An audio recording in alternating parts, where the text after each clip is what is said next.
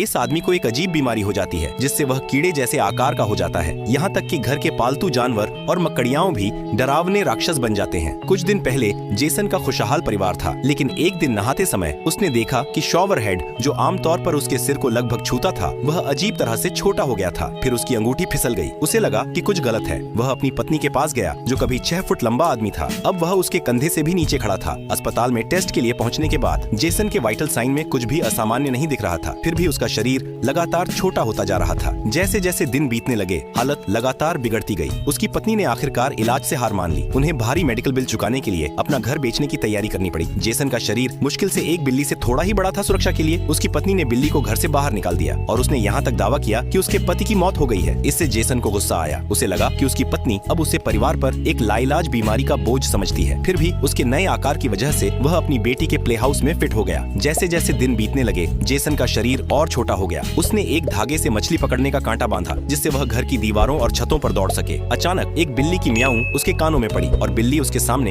एक विशाल जानवर खड़ा थी। जेसन उठने की कोशिश कर रहा था। उसकी कमर मछली के कांटे से घायल हो गई थी। और भी डरावनी बात यह थी कि बिल्ली ने अपनी जीभ छाटी और उसकी तरफ शिकार करने की मुद्रा में आ गई। कमरे में वापस जाने में बहुत देर हो चुकी थी। उसने पास पड़ी एक सिलाई की सुई पकड़ी। फिर वह घूमा और भागने लगा, लेकिन जेसन अपने छोटे कदमों से चाहे जितना भी तेज से दौड़ा, बिल्ली ने एक झटके में उसे पकड़ लिया और उस पर एक जानलेवा हमला किया। उसी पल जेसन सीढ़ी से फिसलकर नीचे गिर गया। जेसन अपने पैरों पर खड़ा होने की कोशिश कर रहा था। तभी उसे एहसास हुआ कि वह बेसमेंट में गिर गया है। अगले पार्ट के लिए लाइक एंड सब्सक्राइब करें।